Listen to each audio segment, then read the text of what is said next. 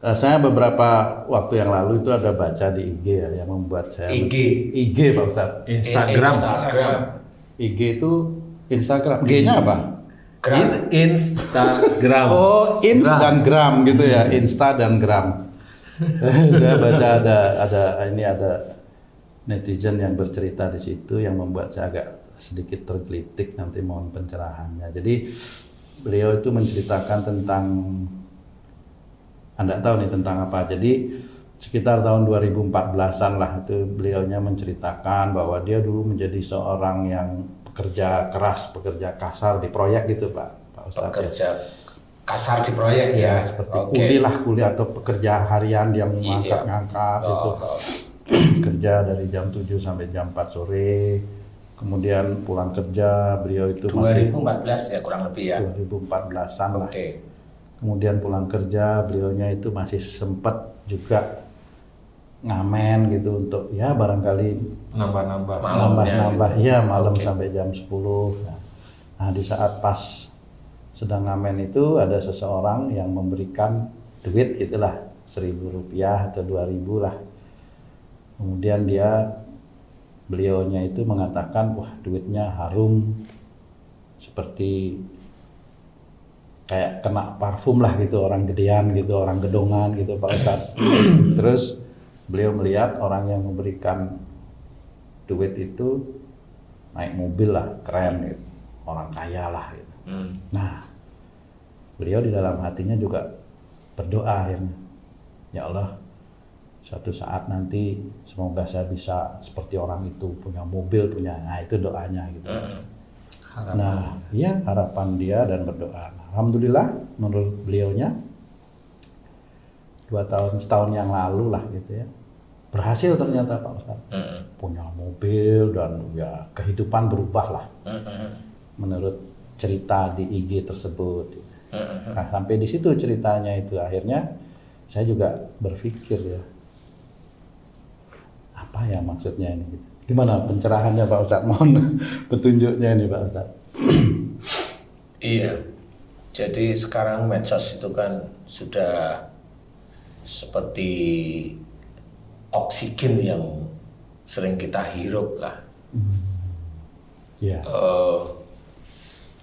Memang kalau kita itu menginginkan dekat kepada Allah Ta'ala, mencoba untuk menjalankan perintah-perintah Allah, baik yang diwajibkan, disunahkan kita kerjakan, maupun yang Allah menyuruh untuk tidak kita kerjakan.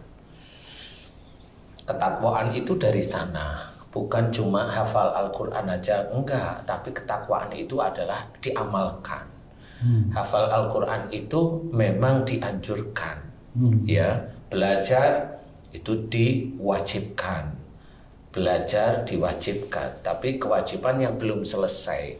Karena kalau kita itu belajar tentang Al-Quran, itu belajar tentang pengetahuan. Ya, walaupun dalam membaca Quran sendiri, kalau niatnya lillahi ta'ala, bukan untuk duniawi, ya, lillahi ta'ala itu hanya akhirat, insya Allah itu berpahala. Yang kata banyak teman-teman para pendakwah itu, 1 huruf itu 10 pahala. Kalau baca Quran ya memang pahalanya besar, tapi itu baru di titik itu. Kalaupun seseorang seperti kita membaca Quran hanya untuk pamer, ada ujub, ada riya, itu yang tahu hanya dia dan Allah. Dan itu pahala tersebut bisa habis hilang. Itu yang kita melakukan perbuatan yang memang itu diwajibkan dan itu butuh kebutuhan kita sebagai seorang muslim. Nah, memang banyak sekali medsos yang menceritakan orang itu berkeluh kesah di medsos, sehingga keluh kesahnya itu menjadi perhatian banyak orang, betul, atau menjadi viral. Iya, betul. Dan kalau yang dikeluh kesahkan itu adalah aibnya dia, sebenarnya itu memang dilarang oleh Allah Ta'ala. Tentang keluarganya, tentang suaminya, tentang istrinya yang selingkuh, umpamanya dia juga bikin YouTube memvideokan, kan saya sering mendengar atau melihat sesekali di acara TV itu kan ada istri memvideokan suaminya yang selingkuh di hotel seperti itu. Nauzubillahi min dzalik. Sebenarnya saya juga tidak tahu apa yang ada di dalam pikiran.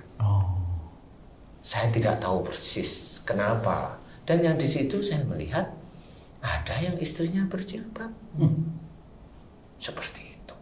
Nah, disinilah sebenarnya yang wajib kita ketahui dan bagaimana kita mensikapi. Pada saat seseorang menceritakan, kalau tadi yang kamu baca di Instagram itu adalah seseorang yang dulu bekerja keras di proyek, orang bayaran harian, kemudian malamnya dia mencoba untuk menambahi rizkinya itu dengan ngamen di jalan. Kemudian dia ada fokus, yaitu suatu ketika yang memberikan adalah siapa tadi? Seseorang ada yang kasih laki perempuan. Perempuan ya. Kemudian dia ingat karena uangnya itu kecium wangi menurut dia. Kemudian dia berdoa, entah enggak atau entah pupi cita-cita dia, saya nggak tahu persis betul. Kalau cita-citanya memang dia semoga itu kan itu dianggap doa ya, apalagi yang doanya juga tidak buruk. Kemudian berlangsung beberapa tahun, tidak lama, sekitar 7 tahun. Ya, beberapa tahun. Allah menitipkan rizki pada dia, orang tersebut, sehingga orang tersebut punya kendaraan untuk dinaiki. Kendaraannya sama seperti yang dia ceritakan. Dia tidak sebutkan ini Pak Ustaz. Tidak disebutkan. Ya. Kendaraannya, tapi dia punya kendaraan. Iya. Oke. Bagus. Saya juga pengen kadang-kadang. Oke. Jadi di situ memang ada curhatan sedikit tentang rasa bahagia seorang manusia. Bahagia. Ya, ini bahagia aja. Tetapi bahagia itu kan dilihat dari banyak kacamata. Kalau kacamata orang normal ya, doanya dikabulkan, dia diberi kebahagiaan Allah, dia diberi nikmat Allah. Tapi kacamata itu kan banyak, dari banyak sisi sebenarnya.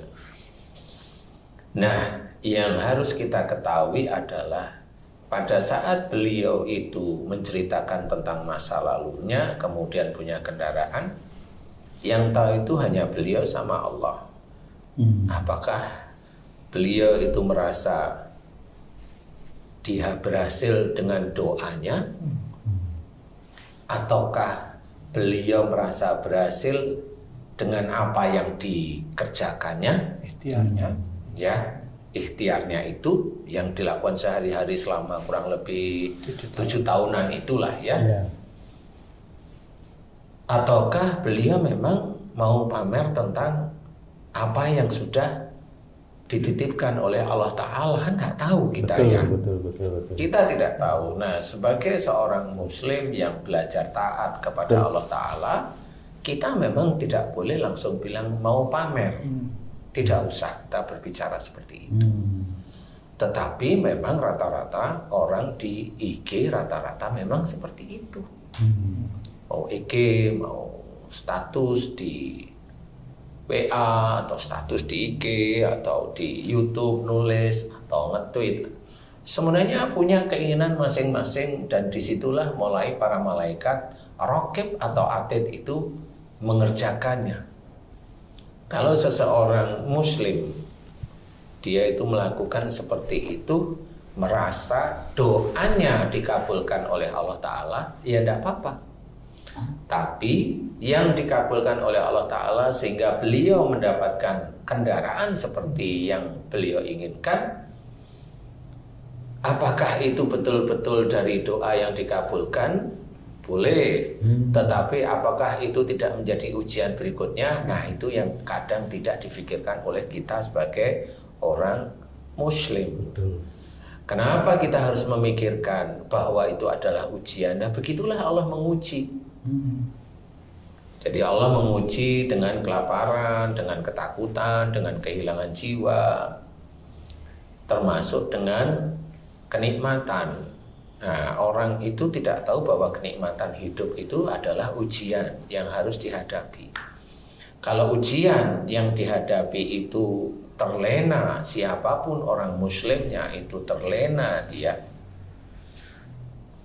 berarti dia tidak lulus. Terlenanya ada ujub, ada riya di titik itu terlena. Dan yang tahu dia dan Allah. Kalau dia menceritakan itu di IG, berarti ada ujub dan riya, insya Allah. Ada ujub dan riya. Karena beliau pasti akan menceritakan apa yang dia kerjakan sehari-hari dan apa yang dibanggakan dalam sehari-hari. Orang tidak tahu biasanya seperti itu. Nah, kita sebagai seorang muslim tidak boleh seperti itu. Kalau memang yang ada di dalam hati beliau memang ada yang dibanggakan. Entah doanya, padahal doa cuma sekali. Iya. Kan doa cuma sekali. Teman-teman muslim yang lain itu berdoa setiap hari, di tahajud, di duha, doa diminta terus-terus, ya belum tentu ada yang dikabulkan. Betul. Apalagi doa cuma sekali dikabulkan. Padahal kalau Allah itu menceritakan dalam Quran, wa yastajibul ladzina amanu wa amilus sholihat, dan Allah mengabulkan doa orang yang beriman. Iman kepada Allah Ta'ala, iman kepada malaikat, iman kepada nabi, iman kepada kitabullah, iman kepada qada, ya, iman kepada hari akhir, kiamat. Itu iman itu harus kuat, dan juga mengerjakan amal soleh. Berarti doa orang-orang yang imannya kuat dan juga amal solehnya banyak, baru Allah itu berkata dalam Quran, Allah akan mengabulkan. Tetapi kalau imannya itu kurang, masih aja seneng-seneng, masih setiap harinya juga nyuwun sewu, ada pamer, ada yang dibanggakan, ada merasa dia berhasil, ada iman sebelah mana. Yeah. Nah, itulah dalam arti kata istijrot. Seorang itu istijrot itu dilulu, diseneng-senengkan sama Allah Ta'ala, tapi untuk, ya memang untuk menjadi, bukan cuma ujian, itu bisa menjadi musibah bagi dia setiap saatnya kalau istijrot. Karena kalau istijrot itu adalah kenikmatan yang menjadikan dia bukan sujud kepada Allah Ta'ala, tetapi malah jadi bangga. Nah, itu istijrot. Nah, memang hal-hal tersebut orang tidak paham. Banyak sekali orang pamer ini di IG, di ini, di YouTube, di ini, banyak. Nah, ini sebenarnya kita harus pahami, belajar dari situ. Karena apa? Hidup di dunia ini sementara. Betul. Yang kita cari itu adalah akhirat. Kalaupun umpamanya kita bangga dengan doa saya dikabulkan, doa kan sekali dua kali. Sholat ada juga males-malesan, kan gitu. Setiap hari bangga dengan apa yang dikerjakan, habis itu namanya ibadah kepada Allah Ta'ala itu habis. Dari ujub dan riaknya itu udah habis di dunia. Nah, inilah yang harus kita ketahui, bagaimana kita itu besok di akhirat itu tidak merugi. Ya harus paham bahwa apa yang kita kerjakan jangan menjadikan kita ujub dan riak. Disitulah yang harus kita ketahui. Apapun belajar untuk mencoba untuk tidak muncul. Karena itu akan mengenai orang-orang, gak cuma orang biasa. Orang-orang yang tahu agama juga bisa. Orang yang, mohon maaf nih, kalau orang-orang yang kayak kita dakwah ini bisa aja keluarganya yang hafal Quran, keluarganya yang sholatnya selalu tertib, itu di YouTube kan, di ini ya sama. Yang tahu ujub riya itu siapa? Ya dia sama Allah. Kita mah nggak tahu, taunya kita baik ya, keluarganya bisa baca Quran, hafal dan sebagainya. Itu di mata manusia biasa. Allah yang tahu apa yang dia kerjakan. Disitulah yang harus kita pahami, bahwa untuk menjaga akidah kita agar kita tidak ada ujub dan riya itu sulit, karena itu ada dalam hati dan pikiran kita. Setan itu menggodanya seperti itu. Di titik itulah yang harus kita kerjakan. Nah, bagaimana dia itu menceritakan kalau dia tidak ujub dan riya. Nah, dia ada kalimat yang tidak keluar dari garis syariat, tidak keluar dari garis akidah kita, tidak keluar dari garis akhlak-akhlak kita yang dianjurkan oleh Rasulullah, yang dikerjakan. Kemudian Allah sendiri juga menyuruh bagaimana kita tidak boleh ujub dan riya dengan apa yang sudah terjadi. Nah, disitulah kita harus memahami apakah itu menjadi suatu kesuksesan bagi seseorang. Kalau di situ ada ujub dan riya, tidak ada sukses. Di dunia itu nggak ada yang sukses. Dunia itu walaupun dia punya mall, walaupun dia punya gedung, walaupun dia perancang gedung, walaupun dia itu yang memerintahkan orang membangun gedung, walaupun dia orang yang menguasai semuanya, itu tidak dilihat oleh Allah Ta'ala. Apalagi dia dalam mengerjakan, satu, tidak pernah ada bismillah. Yang kedua, dalam mengerjakan memaki-maki anak buahnya, enggak ada unsur yang karena Allah. Kalau dia itu diawali dari bismillah, pada saat dia itu umpamanya rapat dalam pembentukan gedung, dalam memerintahkan, ya pasti tidak ada unsur memaki, dia tidak ada unsur merendahkan orang lain, walaupun dia itu jabatannya tinggi, tidak ada. Nah, kenapa dia itu tidak ada unsur itu? Dia takut sama Allah, dia takut sama Allah, dia takut sama Allah, karena jabatannya itu orang itu sudah melihat dia tinggi. Tetapi dari jabatan itulah dia mulai tergelincir. Dia takut sama Allah Ta'ala. Tapi banyak sekali orang yang memang melakukan seperti itu. Merasa dia itu punya jabatan, merasa dia itu dilihat oleh ini, dan dia mulai menekan orang lain. Banyak seperti itu, kasus-kasus seperti itu sangat banyak. Di kita itu sangat banyak. Di kantor-kantor banyak. Mana ada unsur Allah yang kuat sekali. Nggak usah yang dari kantor-kantor yang lain. Kita sendiri sebagai seorang yang diizinkan oleh Allah Ta'ala ceramah, memberikan tausiah, memberikan pengertian tentang keilmuan agama untuk menuju akhirat. Kita itu juga punya rokib sama atid. Yang kita kalau bicara itu tidak sembarangan bicara. Kita bicara, kita itu punya merasa bahwa yang kita bicarakan itu hebat. Menurut kita sudah di situ ada ujub riya, udah habis. Amal soleh yang kita bicarakan udah tidak ada di titik itu. Disitulah yang harus kita pahami bahwa seseorang muslim harus hati-hati. Kalaupun dia punya Instagram, isilah dengan yang baik. Isilah dengan gerakan untuk lebih dekat kepada Allah Ta'ala. Itu harus seperti itu loh. Dia hidupnya, kecuali kalau dia hidupnya memang penuh kontroversi. Dia itu ngisi di IG atau di sosmed yang lain. Kalau cewek, kalau dia muslim pakai apa itu namanya yang tali satu di sini, tank top. Itu tahu Mas Eko ya? Tahu. Top tank apa? Ini pura-pura nggak tahu. Ya, itu kan sebenarnya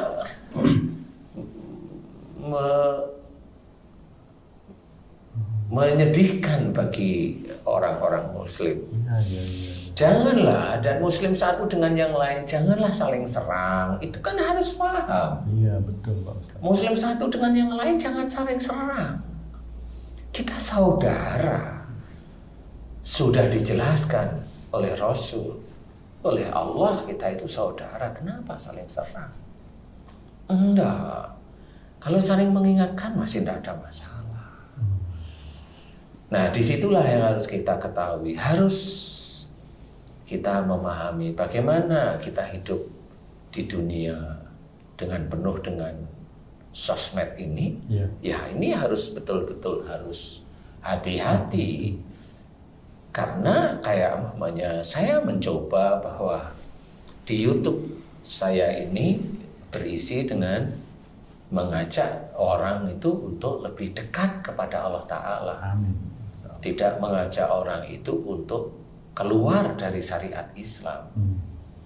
Sebenarnya harus seperti itu, tujuan YouTube dibentuk itu seperti itu. Kalaupun umpamanya ada jin, bagaimana kita mensikapi dengan jin? Jin itu macam-macam, ada jin yang ilmu. Ilmu itu jin semua, mau kebal kayak, mau hipnotis kayak, semua itu jin.